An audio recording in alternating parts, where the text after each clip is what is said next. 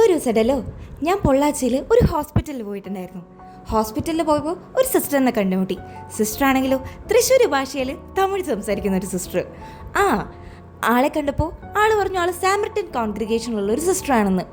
ഈ സാമർട്ടൻ കോൺഗ്രിഗേഷൻ ഞാൻ എവിടെയോ മുന്നേ കേട്ടിട്ടുണ്ട്. അപ്പോഴാണ് എനിക്ക് ഓർമ്മ വന്നത്, നമ്മുടെ തൃശ്ശൂരിൽ നടത്തറ എന്ന് പറഞ്ഞ സ്ഥലത്ത് ലൂർദ് എന്ന ഒരു ഹോസ്പിറ്റലുണ്ട്.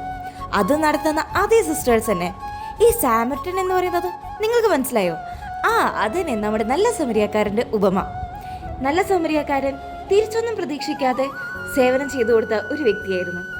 അതുപോലെ തന്നെയാണ് ഈ സിസ്റ്റേഴ്സും, തിരിച്ചൊന്നും പ്രതീക്ഷിക്കാതെ സേവനം ചെയ്തു കൊടുക്കുന്നു. നമ്മൾ അങ്ങനെയാണോ?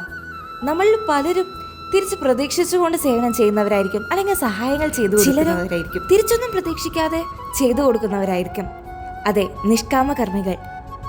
നമ്മൾ എങ്ങനെയാണെന്ന് നമുക്കൊന്ന് ആലോചിച്ചാലോ? ഈ തിരിച്ച് പ്രതീക്ഷിച്ച് ചെയ്യുന്നവരുടെ അടുത്ത് എനിക്ക് ഒന്നേ പറയാനുള്ളൂ, നമ്മൾ എന്താണോ പ്രതീക്ഷിച്ചിരിക്കുന്നത്, നമ്മൾ എന്താണ് എക്സ്പെക്റ്റ് ചെയ്തിരിക്കുന്നത്, അത് നമുക്ക് കിട്ടും.